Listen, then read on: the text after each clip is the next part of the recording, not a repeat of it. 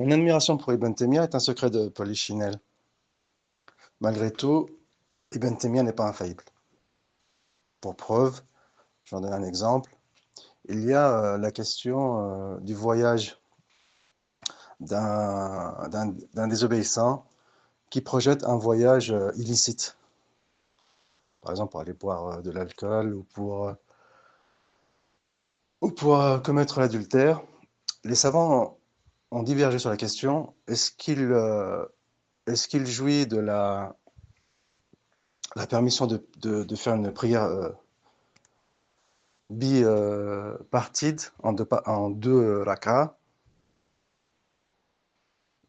deux unités de prière, ou bien est-ce que cette permission ne lui est pas accordée étant donné ses intentions pernicieuses?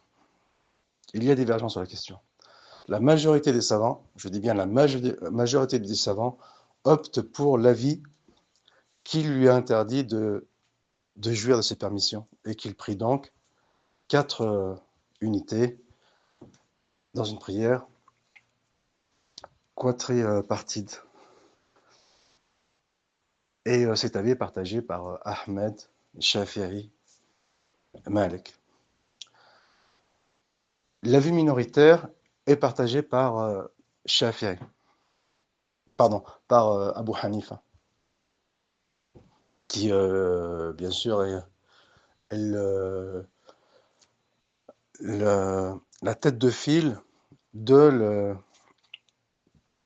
mouvement du rail, ce qu'on appelle les savants qui ont développé la,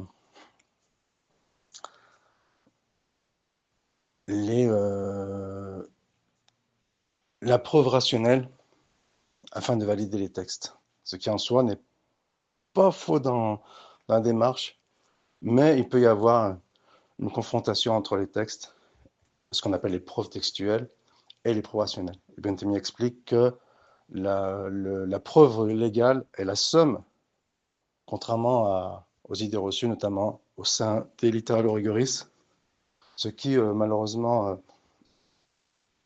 leur fait perdre du crédit aux yeux notamment de la masse et aussi peut-être d'une classe intellectuelle. Et donc, la preuve légale est la somme de la preuve rationnelle et de la preuve textuelle. Ibn Taymiyyah, il développe ce point à maintes reprises. Et donc,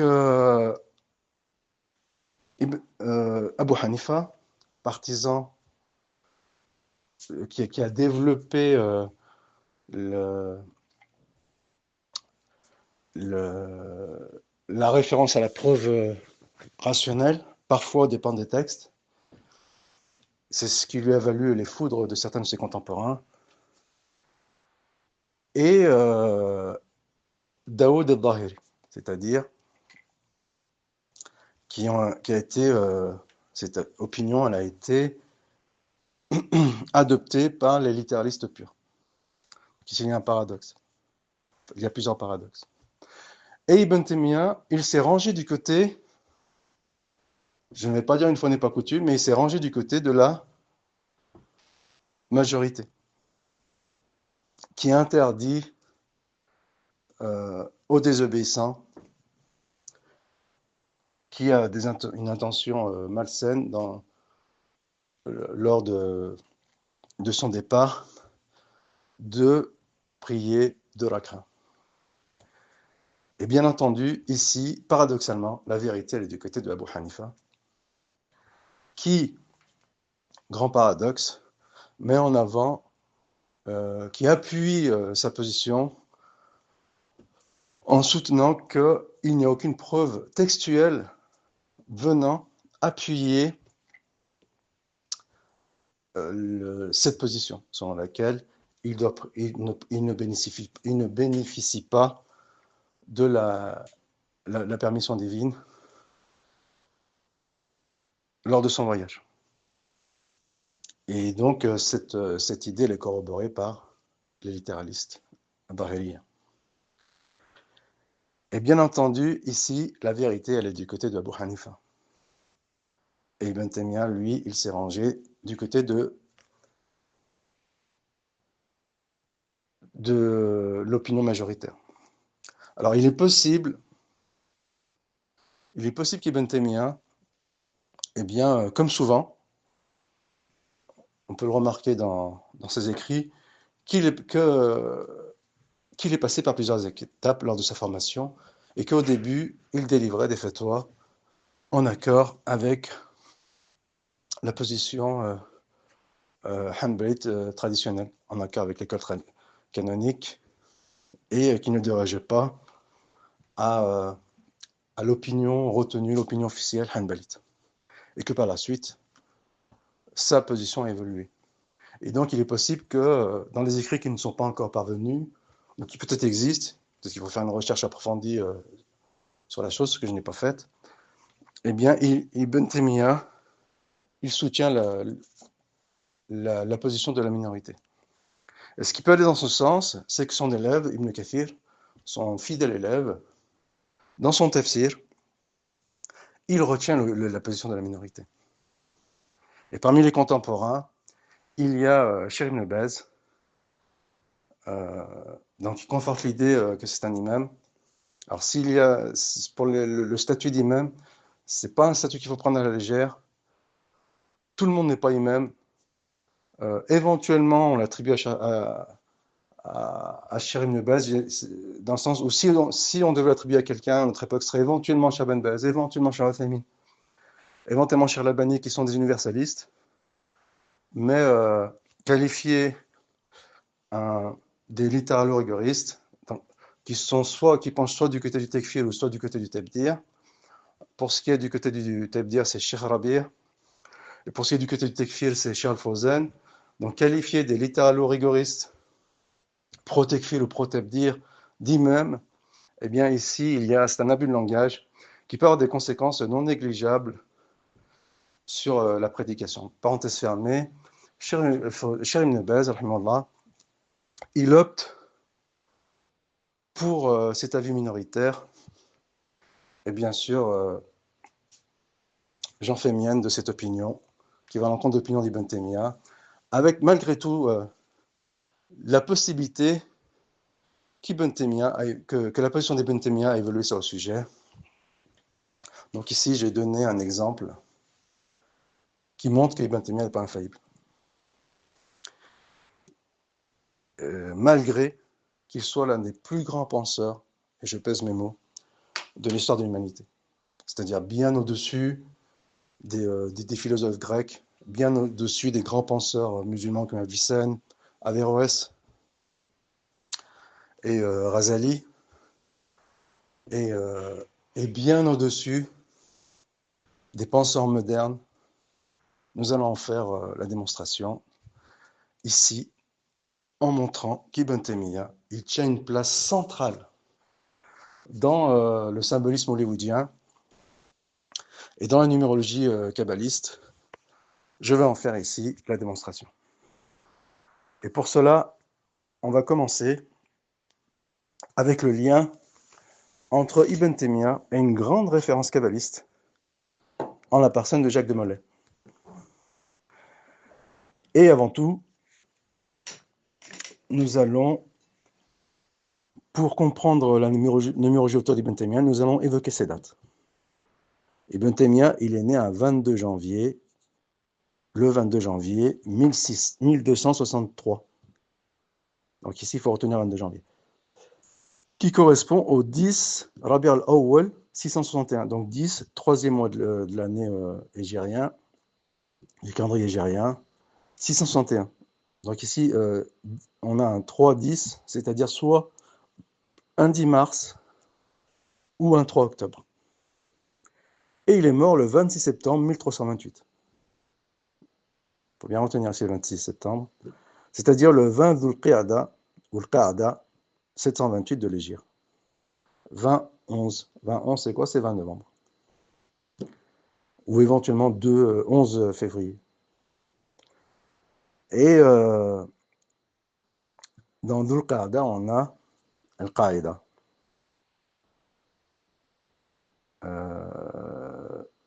Daesh. On peut expliquer aussi l'origine du terme Daesh.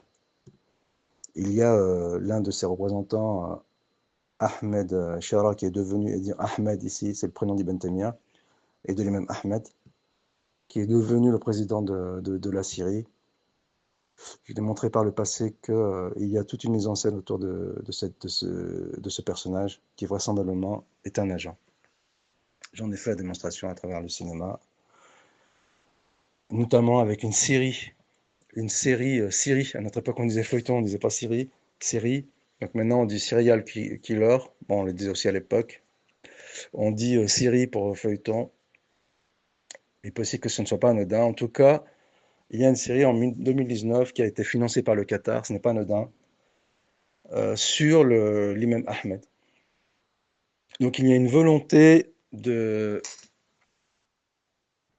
d'instaurer ou de réinstaurer ou de réaffirmer ou d'implanter ou d'ancrer ou de renforcer l'orthodoxie, notamment en Syrie, contre l'ennemi chiite. C'est actuellement cette configuration à laquelle on assiste, avec d'un côté la Syrie qui est prompt ou qui est en passe de devenir le nouvel porteur-étendard, comme l'appelle Ibn Taymiyyah, le nouveau porte-étendard de l'orthodoxie aux dépens de l'Arabie saoudite, qui sont en train de verser dans le progressisme. Donc ici, il y a un antagonisme lors de la visite du président syrien à Riyad entre le prince héritier MBS, habillé avec l'habit traditionnel, et qui pourtant fait la promotion du progressisme, et de Ahmed, il me s'appelle Shira, je ne connais pas son nom, qui est habillé en habit européen avec sa barbe. Donc ici, il y a un énorme paradoxe. Bien sûr, la chose est voulue par la propagande. Autre parenthèse fermée, Ibn Taymiyyah, il est étroitement lié dans le symbolisme hollywoodien à l'un de ses contemporains qui est Jacques de Molay. Jacques de Molay, donc, qui est une référence kabbaliste, c'est une référence hollywoodienne, et je vais en faire la démonstration. Et Jacques de Molay, il a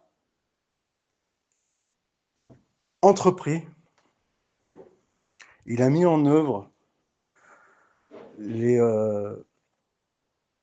il a entrepris, où il a mis en place une entreprise, je suis redondant, en partant vers le Moyen-Orient pour entamer une 5e croisade, ou en vue d'entamer une 5e croisade. Son entreprise a échoué. Ils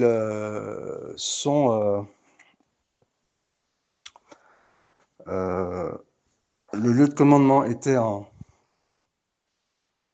j'oublie le terme, tant pis. Il était à Chypre.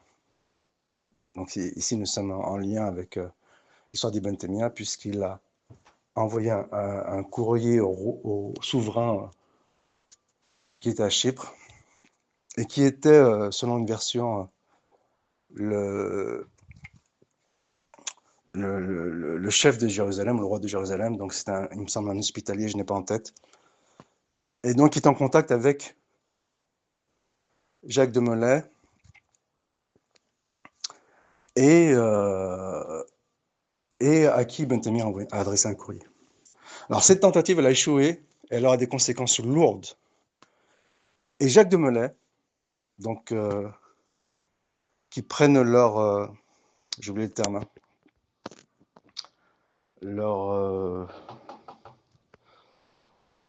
tant pis, j'ai oublié le terme, ça reviendra plus tard. Donc, qui sont postés à Chypre. Ils ont envoyé des courriers au Khan de l'époque, turco-mongol, afin qu'ils encerclent les musulmans en Syrie.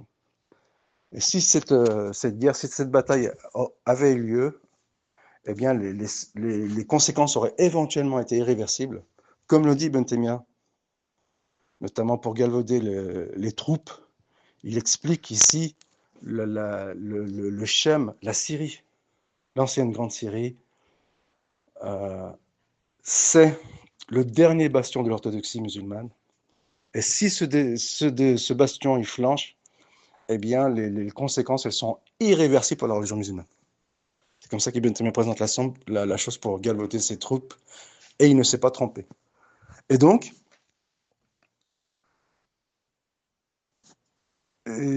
cette tentative, elle a échoué. C'est le quartier général, c'est ce terme que je cherchais. Bon, ça m'arrive souvent d'avoir des trous et de reprendre, de retrouver le terme ensuite.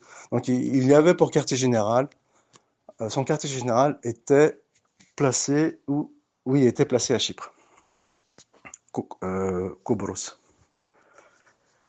Et les armées turco-mongoles devaient attaquer par le nord.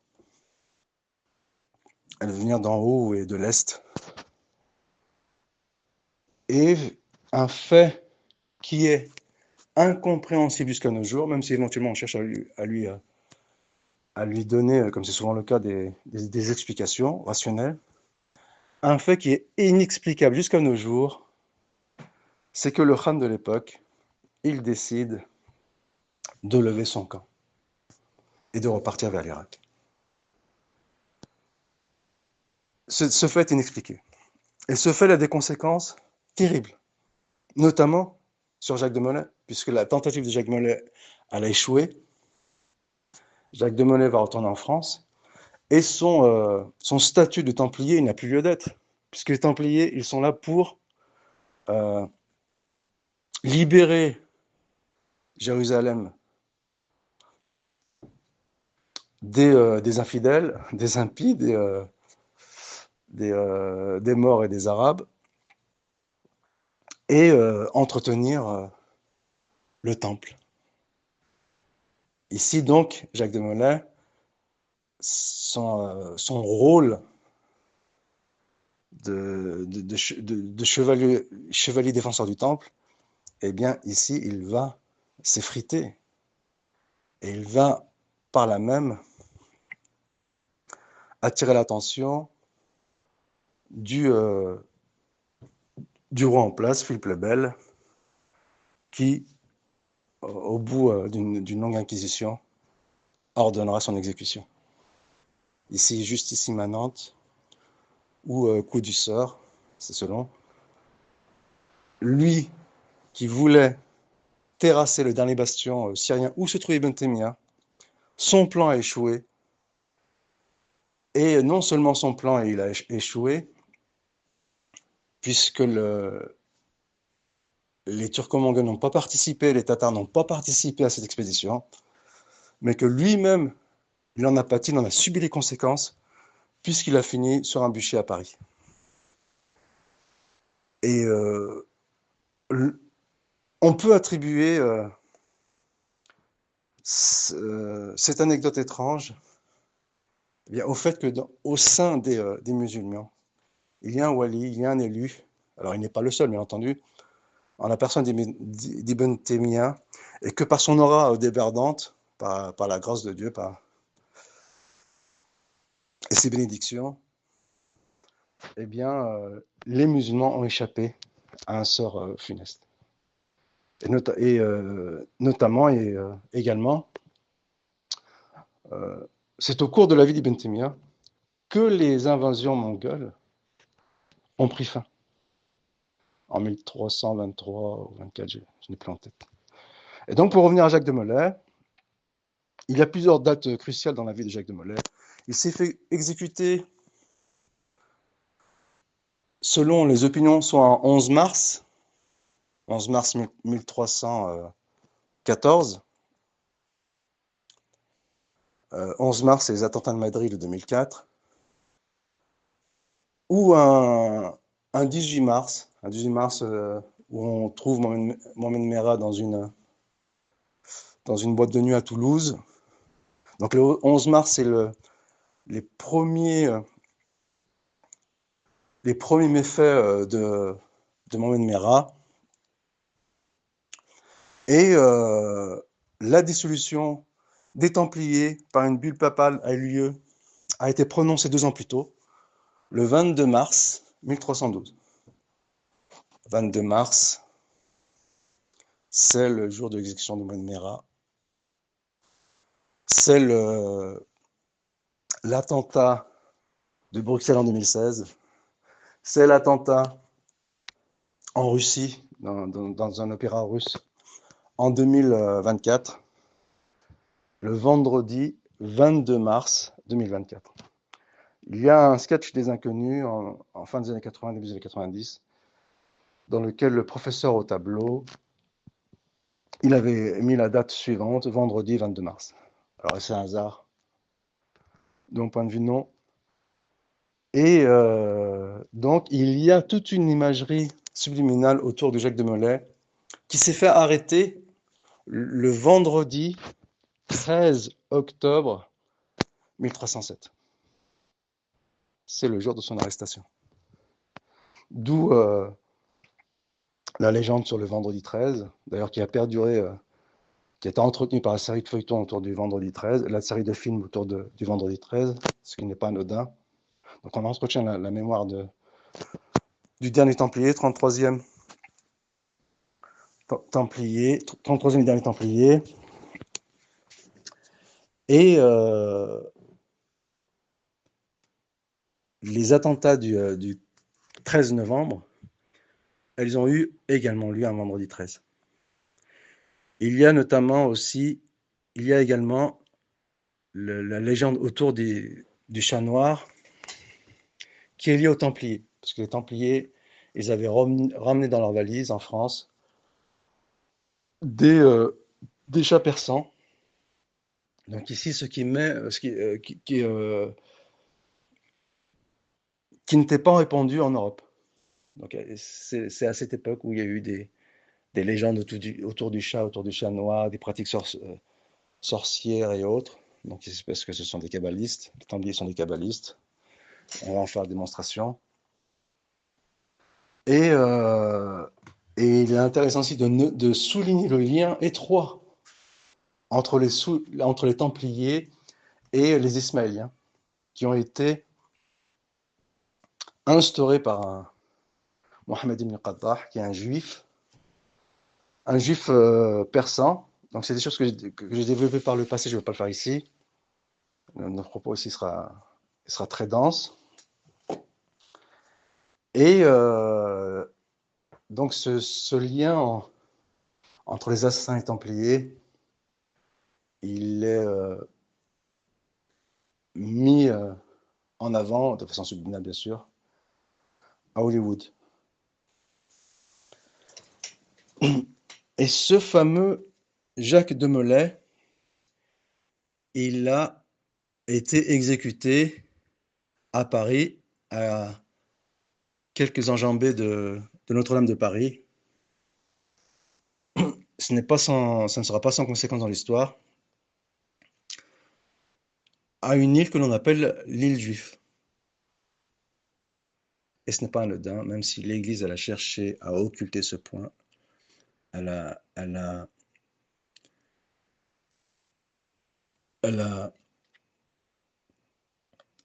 caché tous les éléments qui montraient que ce fameux Jacques de Molay était d'origine juive. Alors, pour quelle raison? Probablement parce que le scandale était énorme, ou peut-être pour d'autres raisons. En tout cas, il y a quelques années, en 2019, j'avais écrit un article sur le secret des pyramides ou l'origine de la franc-maçonnerie. Donc, j'avais mis en place en 2 points. Et j'expliquais que le fameux Graal, qui a été mis en avant par Da Vinci Code, ou qui avait été adapté à l'écran avec Da Vinci Code, avec le film Da Vinci Code, avec dans le rôle principal Tom Hanks, qui est né le 9 juillet. Le 9 juillet, c'est le coup de boule de Zidane. C'est peut-être autre chose, mais c'est notamment le coup de boule de Zidane, même s'il a eu lieu qu'en 2006, après la sortie du film. Et dans le 2, il me semble que c'est le 2008, Anjou Démon. Ici, on est toujours autour du Graal, mais on y a introduit d'autres éléments qui sont notamment une enquête, bien sûr c'est une enquête subliminale, autour de l'évangile de Bernabé. l'évangile Barnabé, qui, le hasard voulant, refait surface en 2012, juste avant les exactions de Mohamed Merah. Ça en février ou en janvier 2012, le manuscrit refait surface en Turquie, et un mois, à peu près un mois plus tard, ou un mois et demi plus tard, eh bien, débute la saga Mohamed Merah. Et pour revenir à cet article, je vais en lire des passages pour mieux comprendre les enjeux autour des Templiers. Donc, au sujet des mystérieux conspirateurs jacobins. Jacobins, donc, qui sont originaires de Bordeaux. Ici, on a Jacob. Donc, c'est lié à Julius Frey. Julius Frey, dont on pourrait parler, qui est lié à un kabbaliste dont j'ai oublié le nom, peut-être je le rappellerai tout à l'heure. Et donc, il va impulser les Jacobins bordelais, de la Gironde. Donc, c'est intéressant parce que récemment, Zemmour a porté a porté un maillot de Bordeaux, donc ce n'est pas anodin. Il avait le me semble numéro 58. 58, c'est le début de la 5e République. Donc, il annonçait ici la fin de la 5e République. Et donc, il y a une histoire ici déjà vue. Et au sujet des mystérieux conspirateurs jacobins, donc Jacobin, c'est Jacob, Junius Frey était un agent de Rothschild. Alors, on nous dépeint Rothschild comme un roturier de bas étage qui, de par son opportunisme, a fait fortune en Bavière, grâce à ses proximités avec le dirigeant en place, avec le roi en place, auquel il a accordé des prêts et il s'est enrichi de cette façon. Alors ici, bien sûr, c'est une énorme légende qui n'a aucune origine. Rothschild, il fait partie d'une vieille famille, d'une vieille noblesse crypto-juive, enfin plutôt juive que crypto, on va voir, mais qui ont des liens avec des crypto-juifs, c'est-à-dire des, euh, des non-juifs qui ont pour origine des juifs, c'est l'expression de crypto-juifs, ou des maranes. Donc ce sont des convertis juifs en Occident. En Orient, ce sont les dominés, les convertis juifs en Orient. Et donc,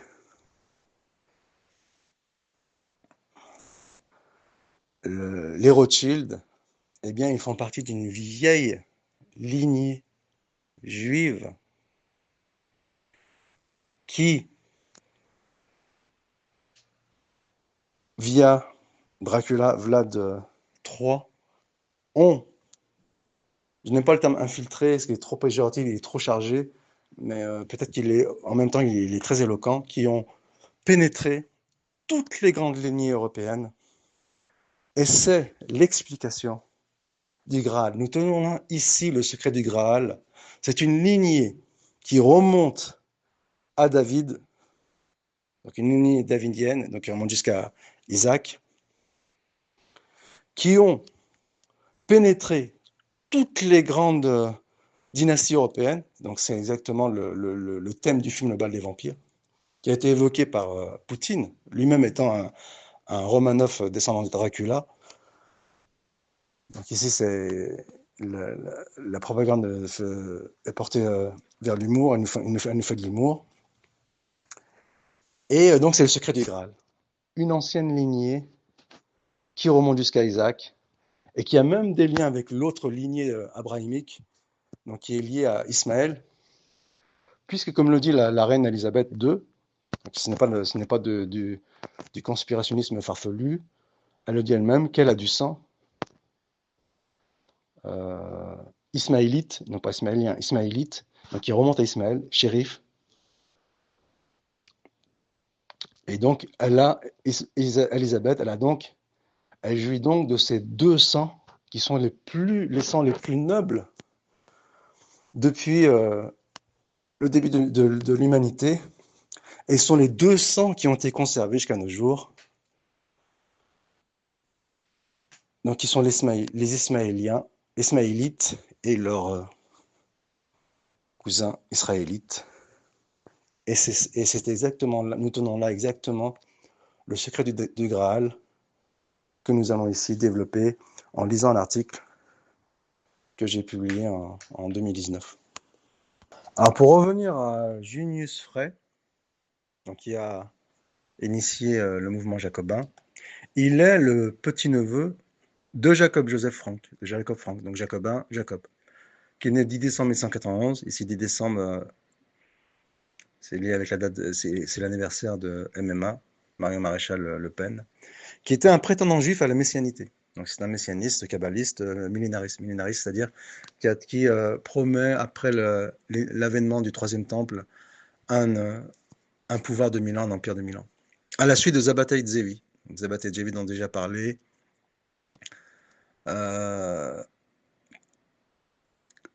Ici, je ne vais pas en parler pour ne pas leur dire mon propos, mais c'est intéressant ici ce lien entre Jacob Frank et Zabbatai Levi, donc qui est mort il y a 400 ans, comme annoncé, parce qu'il est mort, qui est né il y a 400 ans, 1626, ça fait pile 400 ans, à la fin de l'année, ça fera pile 400 ans. 400 ans, dans le dernier Dracula de Luc Besson, il évoque la date de 400 ans, donc ici 400 ans, ça fait référence à Sabbatai Tsevi. Et donc, pour revenir au secret des pyramides de l'origine de la franc-maçonnerie, au sujet des mystérieux conspirateurs jacobins, donc on vient d'expliquer leur origine, les brigands, disait-on, arrivent, ils pillent les demeures, incendient les récoltes, égorgent les femmes et les enfants, ils sont en train de se venger. Le roi est captif au temple. Alors, pour l'histoire du roi XVI, Louis XVI, pardon, on ne va pas en parler, il est possible qu'il y ait une grande mise en scène autour de son arrestation et de sa mise à mort, mais on ne va pas en parler ici. Et son lien avec Louis XVIII, on ne va pas en parler ici. Le roi est captif au temple et l'élite du clergé français en exil ou à l'abbaye. Le canon tonnait sur le pont-neuf et des écriteaux menaçants proclamaient la patrie en danger. Alors des hommes inconnus organisèrent le massacre. Un personnage hideux, gigantesque, à longue barbe, était partout où il y avait des prêtres à égorger. Tiens, leur disait-il avec un ricanement sauvage, voilà pour les Albigeois, qui sont des kabbalistes millénaristes.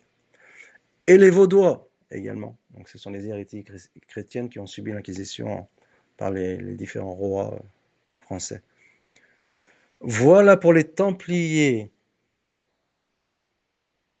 Je répète, voilà pour les Templiers. Ils sont en train de venger en 1789 la mort des Templiers. Voilà pour la Saint-Barthélemy. Donc j'ai déjà évoqué Saint-Barthélemy. L'image subliminale de Saint-Barthélemy, c'est Néel, qui a été sacrifié le 27 juin. Le 27 juin, c'est l'Apocalypse. En quoi c'est l'Apocalypse? Puisque le 27 juin, c'est le jour de l'absinthe. Et l'absinthe, elle est évoquée dans le livre de l'Apocalypse, qui sont parmi les éléments eschatologiques qui surviendront lors de l'Apocalypse et du grand Armageddon, ou après le grand Armageddon. Et donc, voilà pour la Saint-Barthélemy, voilà pour les proscrits de Cévennes. Et il frappait avec rage, et il frappait avec le sabre, avec le couperet, avec la massue. Les armes se brisaient et se renouvelaient dans ses mains. Il était rouge de sang de la tête aux pieds. Sa barbe en était toute collée, et il jurait avec des blasphèmes épouvantables qu'il ne la laverait qu'avec du sang. Donc ici, nous allons montrer le double secret des Templiers, une lignée qui remonterait à David et un grimoire imputé à son fils Salomon. Donc c'est ça le Graal, la recherche du Graal, c'est la recherche de ce grimoire à Jérusalem, où était placé le deuxième temple. Et bien sûr, c'est la lignée qui remonte à David. La première croisade menée par Godefroy de Bouillon fut d'une cruauté indescriptible. Jérusalem offrait des scènes apocalyptiques d'horreur. Godefroy de Bouillon se revendiquera de la lignée de David et créera une société secrète du nom de l'Ordre de Sion.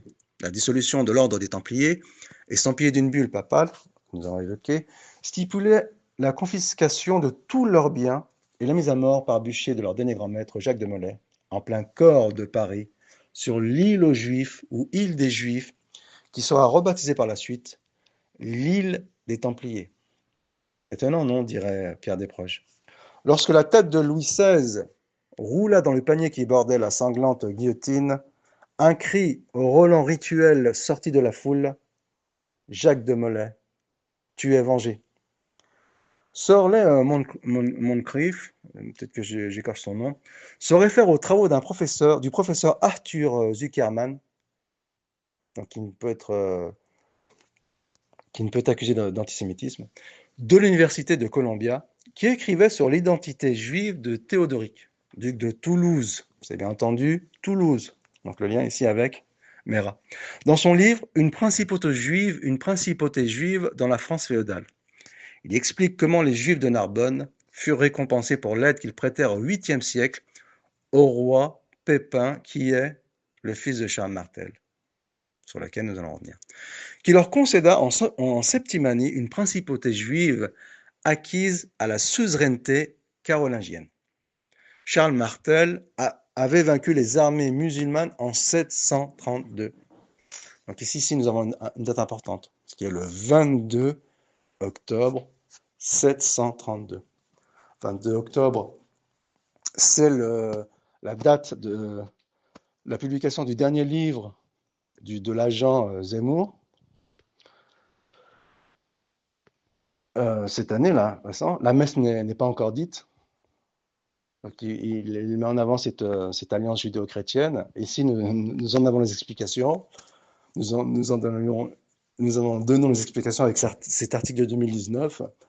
Donc ici, il met en avant cette alliance judéo-chrétienne en vue, c'est ce qu'indique également la date du 22 octobre et du 732, nous allons démontrer ici, en vue d'un big attentat de type 911, probablement contre la Tour Eiffel, qui aura lieu probablement, bien sûr je n'en suis pas sûr, avant la fin de l'année. Beaucoup de signaux vont dans ce sens. Et 732, c'est 237. Qu'est-ce que le 237? C'est la fameuse chambre de Shining. C'est la chambre 237. Donc Shining, c'est lié au troisième temple. Je ne vais pas faire la démonstration ici. Le propos est extrêmement dense. 237, c'est donc cette date de Charles Martel en 1632, mais c'est aussi les 237 ans de la Révolution française, qui est Lazare, qui est commémorée en 2025. Alors, elle chevauche 2025-2026, donc peut-être qu'il y aura des éléments qui vont chevaucher ces deux dates. Mais sur là, on ne vient pas d'inventer l'eau chaude, mais on précise. Et donc voilà, ici nous avons la date d'un prochain événement qui ciblera probablement la Tour Eiffel avec cette simple phrase: Charles Martel avait vaincu les armées musulmanes en 732 et elles se retirèrent à Narbonne. Ce fut le début d'un état de siège de 7 ans. Autre chiffre symbolique, puisque la Tour Eiffel, elle est dans le 7e arrondissement. Donc 7 ans, 7e arrondissement. Afin d'obtenir l'allégeance de la population juive de Narbonne, Charles, il est fêté le 26 septembre et le 4 novembre. 4 novembre, c'est 114 Sorot. Donc ici, nous sommes en pleine numérologie kabbaliste, qui sera utilisée à Hollywood à foison. Donc il est fêté le 26 septembre, qui est la date de décès d'Ibn Taymiyyah. Donc le 26 septembre, c'est aussi Charlie Kirk, c'est Charlie Hebdo. Charlie Kirk, c'est allusion au capitaine Kirk, qui est né, donc capitaine Kirk de Star Trek, qui est né un 22 mars. 22 mars, c'est la dissolution des Templiers. Nous avons Carlos aussi, Carlos, c'est le chacal. Peut-être que je reviendrai sur ce point de Carlos. Et donc, Charles Martel alla chercher en Irak un fils d'exilarques babyloniens afin qu'ils viennent et mènent les Juifs de France. Cela put être réalisé à l'instigation de sa femme d'ascendance juive, Ruth, issue de la célèbre famille mérovingienne, Léviti. Donc ici, on a vu que le sang juif, mais bien sûr d'une haute lignée, c'est pas ce n'est pas le juif lambda, c'est-à-dire tout l'amalgame qui est malheureusement qui est entretenu par la dissidence, je vais en parler. Et donc il est mêlé, on va le dire comme ça, le sang juif, il est mêlé, une haute lignée juive, à la dynastie mérovingienne, mais aussi à la carolingienne. Et donc tous les rois de France, passant notamment par François Ier, qui était aussi un minéraliste kabbaliste, messianiste, qui avait des liens très étroits avec le kabbaliste, probablement d'origine algérienne, qui avait probablement pour mère une Algérienne, Léonard de Vinci. Il faut pour s'en rendre compte, visionner un tableau de François Ier, visionner son nez. J'invite aussi par la même occasion à visionner l'un des tableaux de Buffalo Bill, William Cody, pour dire que nous avons affaire ici à des secrets de famille. Et donc, pour revenir à notre texte, avant cela, je vais donner un autre exemple qui est Louis XIV, qui était aussi un kabbaliste de première, dont le surnom le Roi Soleil est peut-être en lien avec le prochain attentat de la cible de la Tour Eiffel, mais ne précipitons pas les événements. Et donc, des généalogistes comme le professeur David Kelly et sœur Lane Moncrief, mais son nom ici il est probablement mal orthographié, confirment le récit des origines davidiques de Théodoric, Émery de Narbonne et de ses descendants. Les Juifs de Babylone avaient toujours été administrés depuis l'époque de leur captivité au VIe siècle avant J.C. par leur propre exilarque ou prince en captivité. Les Juifs de Narbonne en Septimanie aidèrent les Francs à capturer la ville qui était aux mains des califes omeyyades d'Espagne. En retour, le roi des Francs obtint de l'ennemi traditionnel omeyyade, le calife abbasside à Bagdad, l'envoi du seigneur des exilarques de Babylonie, prince de la maison royale de David. Ce prince était destiné à être le roi juif local à Narbonne, Gershom ben Juda, et son frère cadet, Makir, Théodore IV, arrivé à Narbonne en 739. Charles Martel, encore lui, fit de Makir le comte de Narbonne et comte d'Autun, et de son frère Gershom, le comte de Vienne, Girard de Vienne, qui, à la suite de son mariage avec Ima, devient le souverain de l'Allemagne. Makir et Gershom étaient de grands érudits de la Torah. Et Gershom était particulièrement un brillant talmudiste et halakiste. De Charles Martel et son épouse Rothrude, Ruth, d'ascendance juive, vous avez bien entendu, naîtront Carloman, maire du palais d'Austrasie, avant de se retirer au monastère du mont Cassin. Pépin le Bref, vous avez bien entendu, maire des palais de Bourgogne, de Neustrie et d'Austrasie, roi des Francs et futur père, tenez-vous bien, de Charlemagne. Charlemagne, c'est Magnum. Dans Magnum, il y a Higgins. Higgins, il fait allusion à Godefroy Higgins, donc ici, double allusion. Godefroy Higgins, donc Godefroy de Bouillon, et sur lequel nous allons revenir. Et Godefroy Higgins, qui est l'auteur d'un livre, un apocalypsis, enfin, j'oublie toujours le titre, qui parle de l'Apocalypse, donc dans lequel il met en avant le lien entre les cultes à mystère d'Antiquité qui étaient tous trinitaires, avec la Trinité, et qui dit que c'est une loi universelle, que les cultes sont trinitaires, qui dit que Jésus, donc, il est le 9e avatar, que Mahomet, selon leur compréhension, il serait le 10e avatar, et là, ils attendent le Messie qui serait le 11e avatar, ici nous avons les 3 numéros, deux avatars juifs, le 9 et le 11, 911, et sur le milieu, le numéro 10, donc Zidane, Platini, Cruyff, Pelé. dans l'attente du Millennium le film, donc il y a l'avènement du troisième temple qui est prévu pour 2038 après l'Armageddon de 2035. Et donc, pour revenir à notre récit, de Charles Martel et son épouse Ruth de ascendance juive, naîtront Carloman, maire du palais d'Austrasie. Ah oui, pour rester avec Godefroy Higgins, il dit que Mahomet est le paraclet, donc il est le 10e avatar.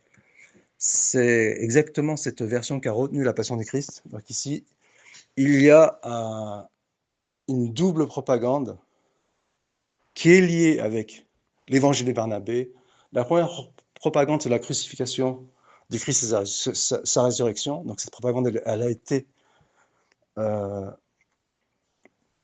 entretenue par les deux agents, les deux infiltrés que sont Romain Sirugue et je pèse mes mots, et Roland Guillot, qui se fait appeler Bruno, mais c'est Roland, ce serait plutôt son père qui se faisait appeler, qui s'appelait Bruno, mais il dit que c'est son deuxième prénom. En fait, lui, c'est Roland. Donc, c'est pour des raisons de propagande, notamment en lien avec la numérologie hollywoodienne qui se fait appeler Bruno, et ce point serait très, très facile à démontrer. Et donc, ici, nous avons cette double propagande, la première sur la résurrection du Christ, donc, qui appelle au noacisme, qui sera mise en place avec l'avènement du troisième temple, et la promotion également de l'évangile de Barnabé, qui atteindra son pic en 2012, juste avant l'affaire Mera, donc le crime horrible du monstre Mera, en sachant qu'il n'est qu'un pigeon, et qu'il n'a rien fait, bien entendu. Et par la suite, 4 ans plus tard, en 2016, notre agent infiltré, très zélé, qui remplit son agenda, ou qui suit son agenda à la lettre, eh bien, il participera à une émission qui met en avant l'universalisme de la mission de Jésus, donc il n'y a pas le noacisme, et en même temps l'imposteur des musulmans, avec l'évangile de Barnabé. Alors l'évangile de Barnabé, il y a beaucoup à dire, notamment il est lié à Dante. Donc Dante, nous sommes toujours avec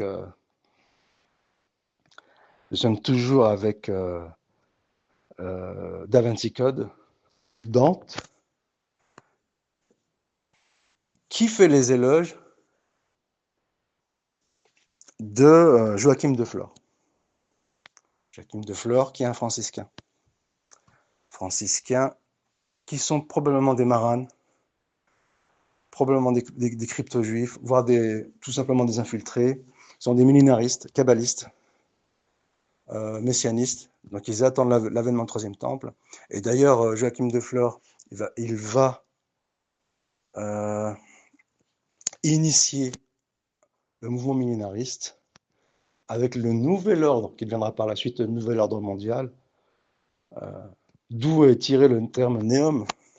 Le nouvel ordre mondial, c'est Nom, et avec Néom, on a rajouté un E devant, en sachant que Néom est un vieux projet, hein, bien sûr, il n'a pas été mis en place par le prince héritier, c'est un vieux projet que l'on peut découvrir notamment dans les 10 commandements, avec Charlton Heston, et le film est 56 de mémoire. Donc il n'y a rien de nouveau dans Néom. Et donc, je viens de perdre les pinceaux. Pour revenir donc au texte, on va continuer sur le texte. Et donc, La Passion du Christ, 2004, en 2027 devrait sortir la suite. Donc, c'est sur la résurrection. C'est exactement le cheval de bataille de Karim Hanifi, Romain Sirugue et Roland Guillot. Il n'y a pas de hasard, il n'y a que des rendez-vous, disait Paul Éluard. Il fait la promotion, Le Passion du Christ, en 2004, du Paraclet, donc, qui est la personne du prophète Mohammed sallallahu alayhi wa sallam, donc qui défend la version musulmane du Paraclet, à travers notamment l'évangile de Barnabé, Donc ici, le point commun entre Dante et l'évangile de Barnabé, eh bien, c'est les protocoles des sages de Sion. Le protocole des sages de Sion, c'est un écrit fabriqué dans lequel on relèvera le style de Dante, ou en tout cas qui imitera Dante dans les thèmes utilisés et autres, donc qui a été mis en avant qui a été écrit, qui a été influencé par un auteur français du milieu du 19e, là j'ai pas en tête, mais c'est très facile à vérifier. Et, euh, et l'évangile de Barnabé, eh bien on y retrouve le style de Dante. Tout ça pour nous, on nous donne des pistes. Hollywood, où la propagande elle est aussi sophistiquée que pertinente, c'est qu'elle nous donne des pistes. Et parmi les pistes, eh bien, elle nous dit que les auteurs de l'évangile de Barnabé et des protocoles des sages de Sion, ils sont les mêmes. Non seulement ils sont les mêmes, mais ils ont le même objectif, qui est l'avènement du noachiisme et l'avènement du troisième temple. Et donc, la passion du Christ, elle met en avant que le paraclet est le prophète Mohammed. Donc, si on veut défendre le musulman qui est interreligieux, qui veut défendre cette idée, il peut s'appuyer sur Hollywood. Hollywood est un sacré soutien sur ce point, bien que bien sûr leurs intentions, leurs motivations sont tout autres. Et notamment, on retrouve cette idée que Mahomet, selon leurs propos, est le paraclet en 1984 avec Les Une fois l'Amérique, dans lequel Déborah, elle lit à David, son bien-aimé, des passages des Cantiques de Cantiques, donc, dans lequel il y a le bien-aimé. Donc c'est le bien-aimé d'Ésaïe qui, qui a été repris par Matthieu et donc qui donne ici l'identité du paraclet avec le bien-aimé. Peu importe comment il a été orthographié, l'essentiel, c'est que le bien-aimé, c'est à la fois le bien-aimé des Cantiques des Cantiques, c'est à la fois le bien-aimé d'Ésaïe qui annonce le prophète Mohammed, selon Hollywood. C'est assez paradoxal. Et c'est à la fois le paraclet, puisque lors du passage du paraclet, Matthieu, il fait allusion à ce verset d'Ésaïe dans lequel il est cité le bien-aimé. Le bien-aimé, c'est donc Ahmed et Mohammed. De la même manière, en 1984, il a le film de Beverly Hills, dans lequel l'interlocuteur d'Axel Foley l'appelle Ahmed. Ahmed, c'est la façon dont est orthographié Ahmed dans le passage d'Ésaïe en question, dans les manuscrits de la mer morte. Donc il y a toute une mise en scène, bien sûr, autour des écrits de la mer morte, qui ont été retrouvés, comme par hasard, l'année ou peu avant de la création de l'État d'Israël. Et en 1991, il y a Aladdin. Et dans ce fameux Aladdin, l'un des personnages s'appelle Ahmed. Donc, parenthèse fermée, je vais revenir au texte. De Charles Martel et son épouse Ruth, d'ascendance juive, naîtront Carloman, maire du palais d'Austrasie, avant de se retirer au monastère du Mont Cassin. Pépin le Bref, maire des palais de Bourgogne, de Neustrie et d'Austrasie, roi des Francs et futur père de Charlemagne. Iltrude, mariée à Odilin, duc de Bavière. Alda, Aude, Olba ou Alba, Aldana, mariée à Makir, devenu Théodoric, comte d'Autun. Makir, Théodoric, en épousant Alda, Aude devient le beau-frère de Pépin le Bref et l'oncle du futur Charlemagne.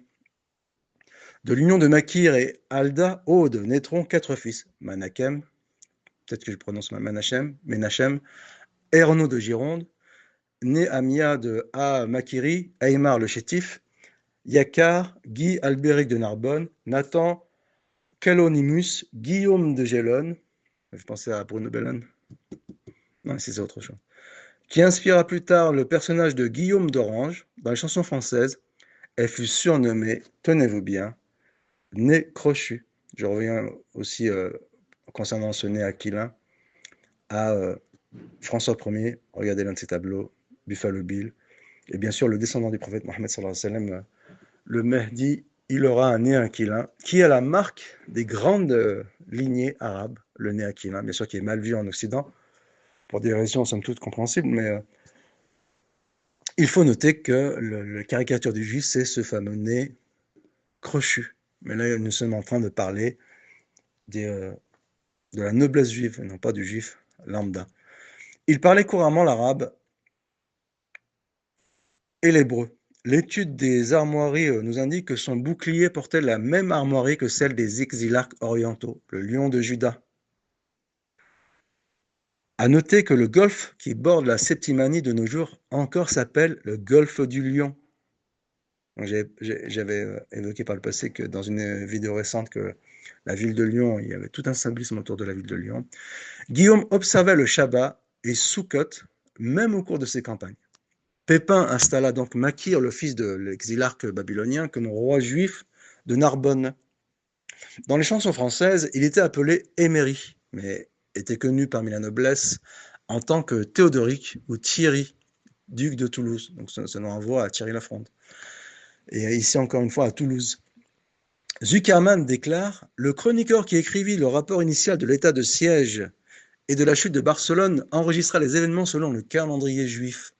Le commandant de l'expédition, le duc Guillaume de Narbonne et de Toulouse, Mérat, mena l'action dans le strict respect des Shabbats juifs et des jours saints. Pour tout cela, il jouissait de la pleine compréhension du roi Louis. Guillaume de Gélone créa en 792 une yeshiva, collège rabbinique, à Gélone. Je ne sais pas si on dit Gélone ou Gélone, mais donc je vais dire Gélone. Appelé plus tard Saint-Gilles. Rassemblant des érudits de la Torah et créant ainsi une bibliothèque juive en 806, Guillaume se retira dans cette yeshiva pour finir sa vie en 814. Plus tard, les historiens essayèrent de cacher la judéité de cette dynastie. C'est ce qu'ils ont fait pour la mort de Jacques de Molay. Et de supprimer de tous les récits et rapports la réalité de ce royaume juif d'Europe. Mais l'érudition moderne est maintenant en mesure de mettre en évidence une grande partie de cette histoire cachée. En effet, on nous dit que ce Guillaume de Gélone, aristocrate de l'époque carolingienne et personnalité militaire du royaume d'Aquitaine et comte de Toulouse, est le fondateur de l'abbaye de Gélone en 804. Or, on nous dit aussi que cette abbaye s'inscrit dans le contexte de la conquête franque de l'Occitanie. L'Occitanie qui revient souvent dans la filmographie française. Pépin le Bref puis Charlemagne s'efforcèrent de mettre en place une nouvelle structure administrative, tandis qu'un certain Benoît d'Aniane et Guillaume de Gélone se chargèrent de la reprise en main religieuse, une abbaye qui s'avère en fait être une yeshiva. En tout état de cause, il sera canonisé par l'Église catholique en 1066 en tant que saint Guillaume. Mais ce n'est pas tout. La sœur de Makir, connue sous le nom de Berthe, donc Berthe, on a la belle Berthe bébé, qui est la voiture noire de Cato, jouée par Bruce Lee, dans la série Le Frelon Vert. Il y a aussi la grande Berthe, qui est une bombe pendant la guerre 14-18. La sœur de Makir, connue sous le nom de Berthe au Grand Pied, épousa le fils de Charles Martel, Pépin le Bref, et devint la mère de Charlemagne, qui est fêté un 26 septembre et 4 novembre. C'est ce qui explique notamment Charlie Cork. Bertha, également appelée Bertrade, donne naissance à Charlemagne en 742. La mère de Bertha, donc juive aussi, était appelée Fleur Blanche. Blanche Fleur ou Lys, qui est à l'origine du nom de la maison du Lys. Donc c'est quoi? C'est la royauté française. On a ici un petit pied de nez à Pierre Hillard, j'en ai parlé par le passé, qui dit que les instructeurs juifs ont une mauvaise influence sur les rois de France. Et donc cette vision angélique, elle n'a aucun lien avec la réalité, puisque les rois de France eux-mêmes, ils sont d'ascendance juive. Pour les rois de France, donc ici, il y a chez Pierre Hillard, malgré tout, une lecture antisémite. Et je vais revenir vers l'antisémitisme de la dissidence, qui font les affaires de la propagande. Je vais évoquer ce point. Lys est aussi un titre familier de la maison de David et du futur Messie à venir comme étant le lit de la vallée. Donc on est en plein messianisme. D'un autre côté, Charlemagne était appelé David par ses partisans. Donc David, c'est un nom récurrent à Hollywood. Il est fêté le 26 décembre. 26 décembre, c'est lié, je ne peux pas en parler avec les décembristes, et donc avec éventuellement la destruction de la Tour Eiffel. Le 26 décembre, c'est aussi, il fait honneur aussi à Karim. Donc j'ai déjà parlé, Karim avait le lien avec la, la reine Victoria et donc l'alliance romano-tudor, dont je n'ai parlé récemment. Quand Charlemagne devint roi en 768 à la mort de son père, il proclama Makir l'exilarque occidental roi de Septimanie. Makir était son oncle maternel, le frère de sa mère. Le père de Guillaume de Gellone, cousin de Charlemagne, était donc le rabbin Makir. Ici, on est en pleine, je trouve pas le terme, mais c'est, peut-être je vais le dire autrement, on est en plein délire. En tout cas, ça ressemble à des équilibrations tellement tous ces renseignements semblent improbables. Le père de Guillaume de Gellone, cousin de Charlemagne, c'est donc le rabbin Makir, une lignée qui pratiquait tous la polygamie, issue des exilarques qui régnèrent sur les Juifs à Bagdad, l'ancienne Babylone. En France, il prit le nom de Théodoric, épousa Alda, la tante de Charlemagne, et fut déclaré roi des Juifs dans la région du Languedoc, dans sa capitale, la ville de Narbonne. Fait important à ajouter, Godefroy de Bouillon, on y vient, est reconnu être un descendant de l'empereur Charlemagne, David de par son père et de par sa mère. On peut donc penser que la première croisade, et là il faut bien s'arrêter sur ce point, puisque l'histoire se répète, et bien sûr, c'est ce que met en place actuellement l'agent Zemmour, l'agent très zélé Léon Zemmour. On peut donc penser que la première croisade ait été une tentative pour rétablir un prétendu héritier de la lignée du roi David sur le trône de Jérusalem en la personne de Godefroy de Bouillon, également connu sous le nom de Godefroy de Lorraine. Donc nous apprenons ici les réelles motivations de la première croisade qui ont été initiées par la noblesse juive implantée en France. Donc ici, encore une fois, nous n'avons pas affaire ici aux juifs des ghettos, aux juifs lambda. Pourtant, c'est de cette façon qu'on nous les présente, notamment en dissidence. Et c'est une grossière erreur, c'est une fausse piste que de représenter le juif du ghetto comme dominant le monde. Alors on nous dit que AIPAC et le CRIF, ils ont une main toute puissante. Récemment, Assalino, peut-être je déforme son nom, il nous dit ostentatieusement ou de façon ostentatoire que Zemmour, il est un agent du Likoud. Bien sûr, là, il est en train de faire de la publicité à Israël, puisque ce n'est absolument pas le cas. Laurent Guénaud nous dit que Kennedy a été assassiné par Israël. Là aussi, il est en train de faire la promotion d'Israël. Et aussi, il impute le 11 septembre à Israël. Et actuellement, avant chaque crime, on met en place le mobile du crime. Donc ici, on met en place l'idée que Israël est derrière le prochain attentat qui aura probablement lieu à Paris, donc, qui représente le symbole de l'humanisme, de la culture occidentale. Eh bien, on nous dira qu'Israël est derrière ces futurs attentats. Donc ça, c'est la mise en scène. Prenez le cas du film de JFK en 91, où lorsque le héros Morrison, on pourrait parler de Morrison, là, il rencontre Donald Sutherland. Donald Sutherland lui évoque une liste de suspects derrière l'assassinat du JFK. Donc c'est un grand moment de cinéma. On nous fait passer Oliver Stone pour un rebelle, mais c'est un faux rebelle, Oliver Stone. Il est au service de la propagande. Et donc ici, dans cette longue liste d'éventuels suspects ou coupables, eh bien, Israël est omis. Mais si, ils sont en train de jeter des appâts à la propagande, pardon, à la dissidence. De manière que ça dit, tous les suspects possibles sont cités, sauf Israël. Ben oui, mais là, vous venez de mordre à l'absent. C'est exactement ce qu'on attendait de vous.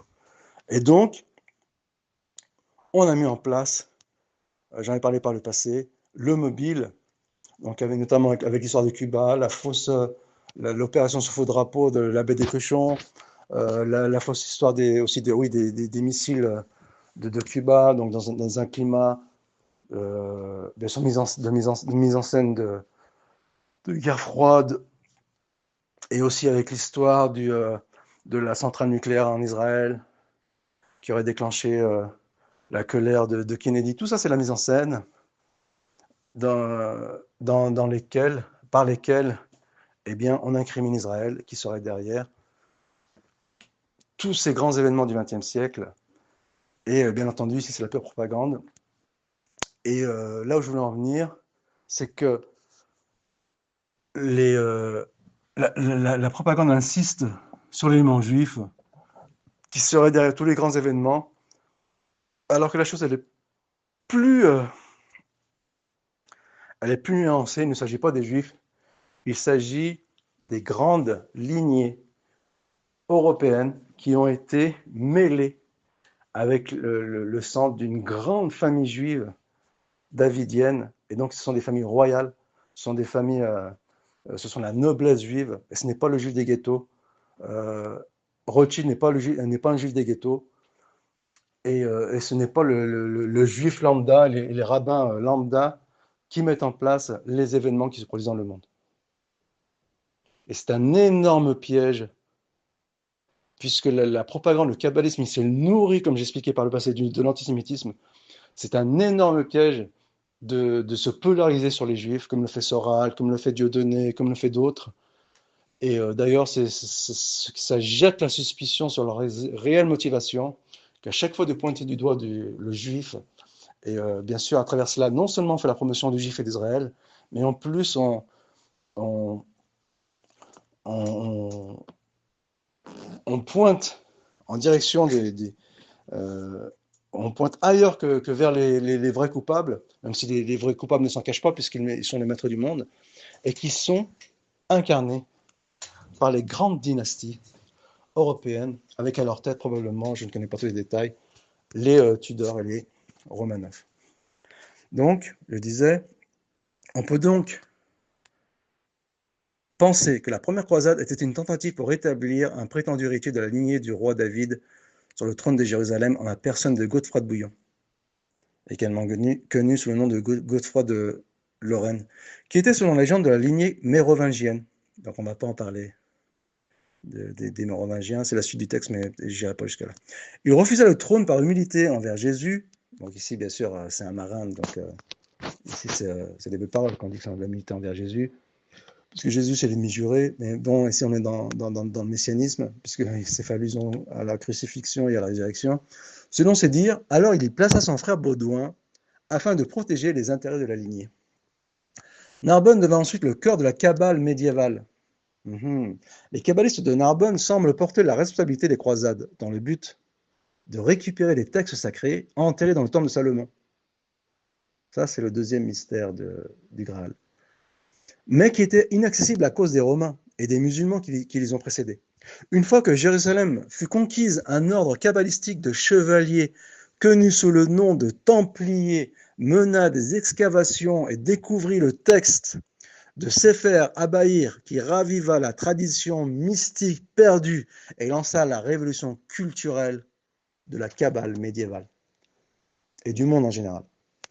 Sous couvert d'activités religieuses chrétiennes, ils ont caché leur culte sataniste, le culte de la Goassi, notamment qui est représenté notamment par John Dee, qui était le conseiller de la reine Elisabeth Ier, donc Tudor, et qui était connu notamment sous le code de 007.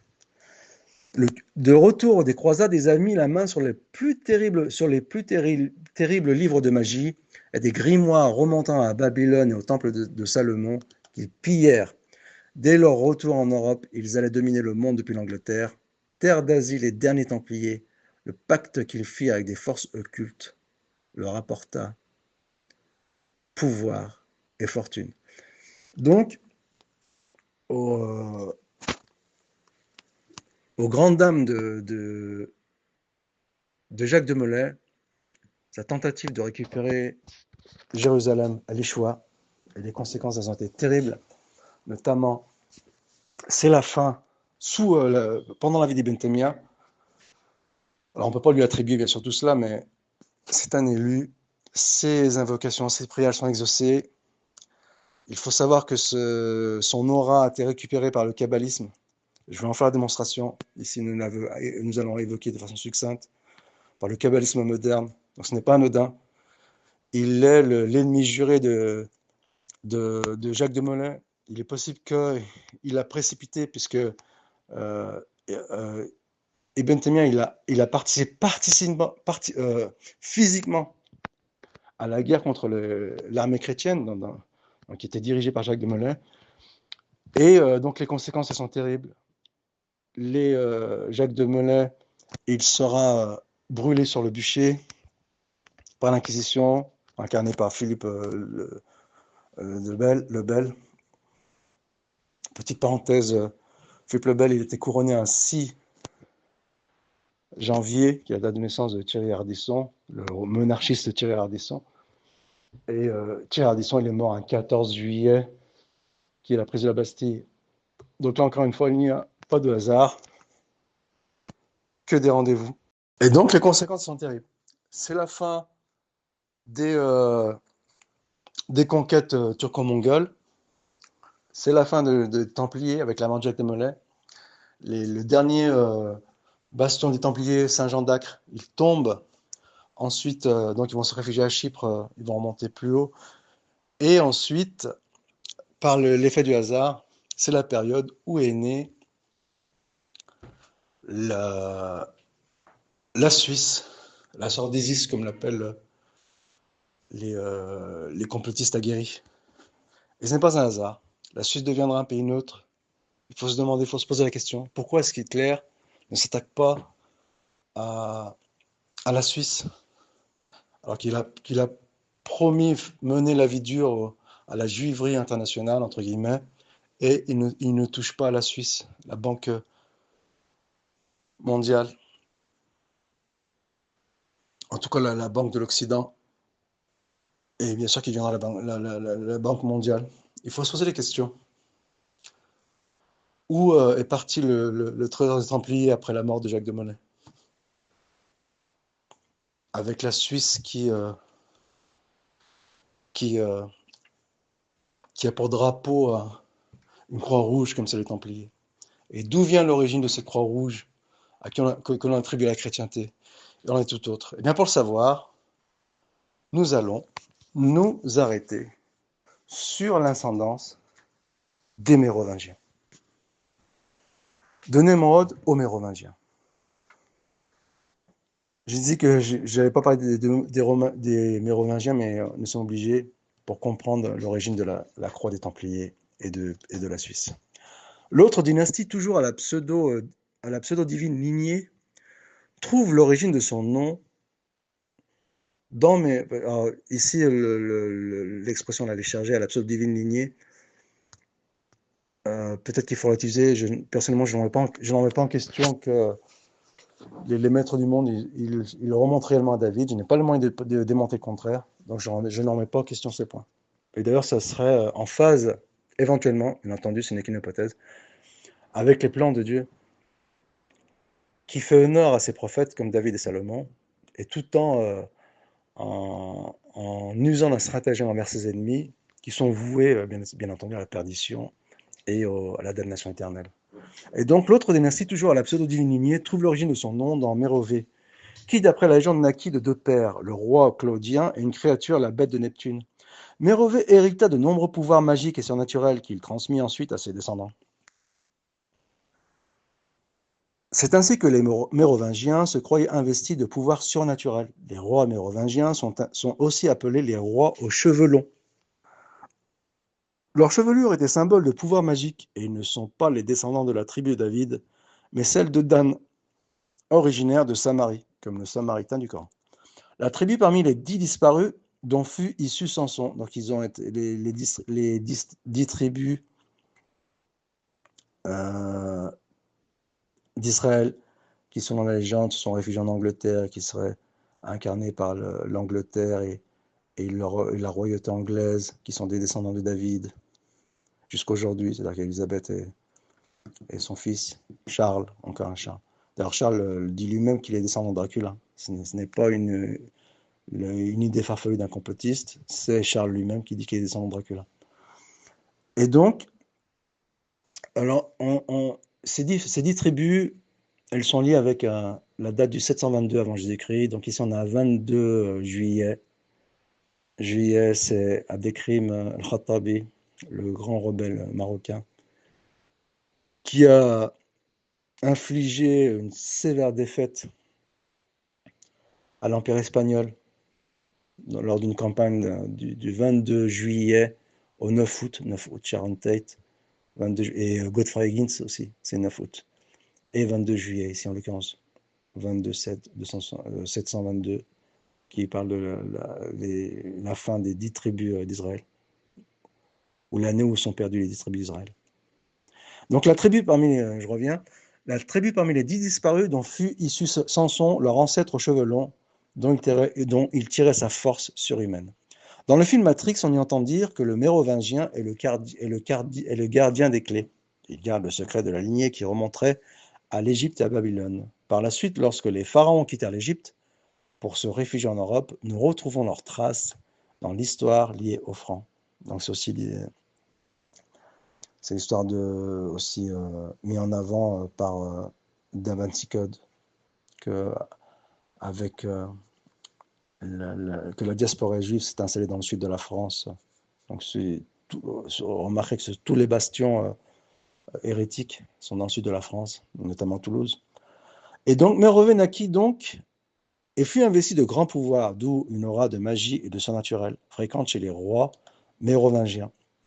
Ainsi, d'après d'autres légendes, les rois mérovingiens soignaient par simple imposition des mains ou grâce aux glands magiques pendant aux franges de leurs robes, en plus de leurs dons de clairvoyance, de communication extrasensorielle, donc ici on est en plein Hollywood, avec les animaux et la nature, des colliers magiques qui ornaient leur cou, et enfin d'une formule secrète, les protégeant et leur garantissant la longévité. Leur marque de naissance distincte est une croix rouge. Tiens, vous avez des bizarres? Bizarre.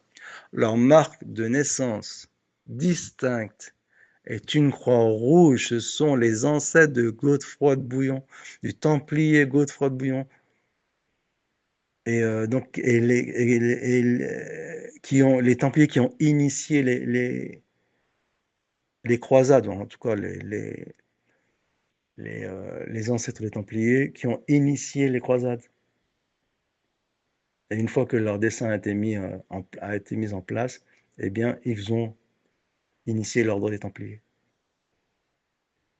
Et donc, leur marque de naissance distincte est une croix rouge sur le cœur, comme le signe de la croix des Templiers, ou entre les deux omoplates. Ce n'était pas une marque de naissance pour tracer la lignée.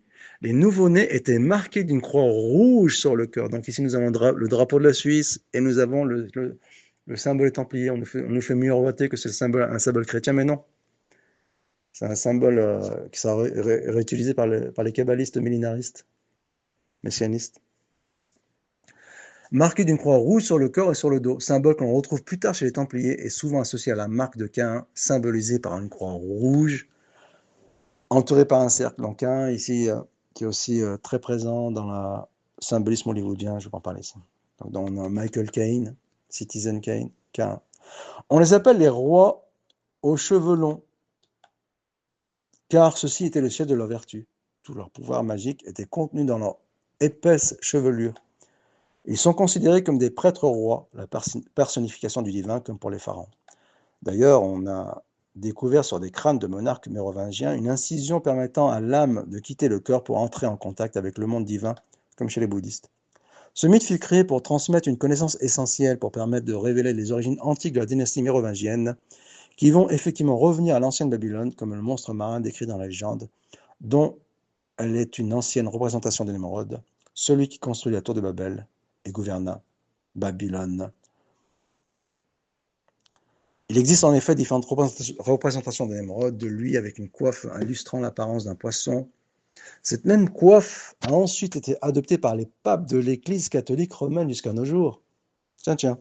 Plus tard, Godefroy de Bouillon, duc de Basse-Lorraine, aussi un descendant de la lignée mérovingienne, par les grands-parents de Launay, Hugues et Agnès Bella Hugues Launay, était l'arrière-petit-fils de Sigebert VI,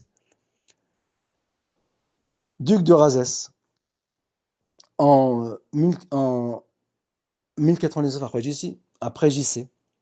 Donc ici, en parlant des croisades, les premières croisades ont été initiées au Xe siècle, avec une date clé qui est le 911. Donc 911, c'est le 11 septembre.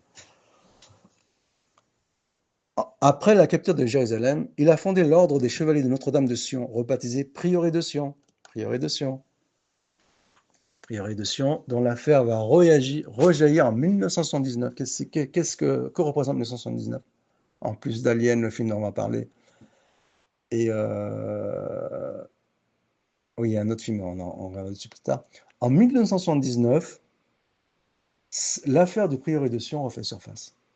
C'est l'année où est sorti Le Jeu de la mort, qui a été produit par René Château. Donc René Château, qui est directement en lien, il faut vérifier, avec le prieuré de Sion.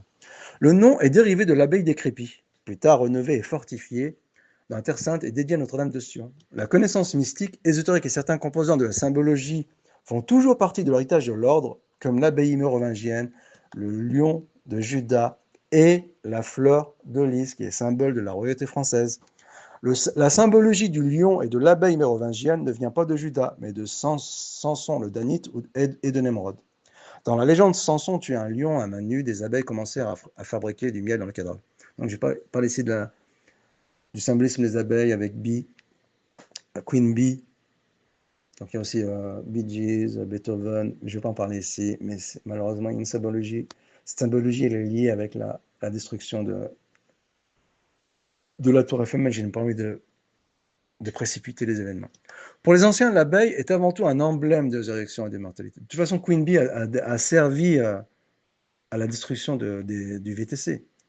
Puisque Queen Bee, c'est un projet qui a été mis en place par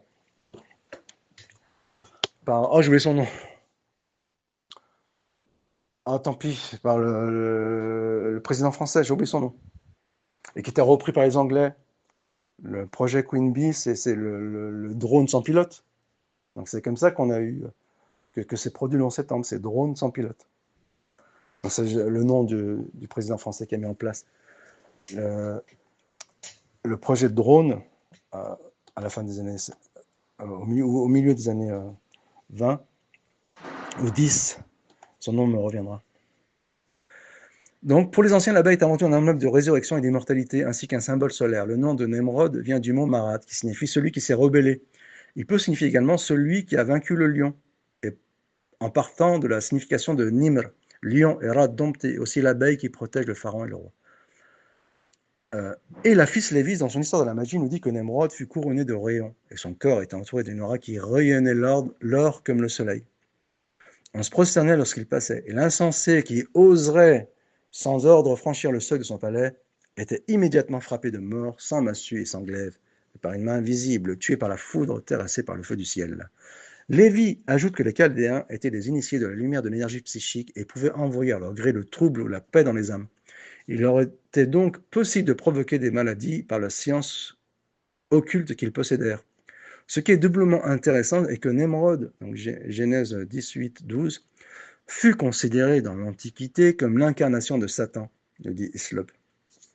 Nous allons revenir sur Satan la bête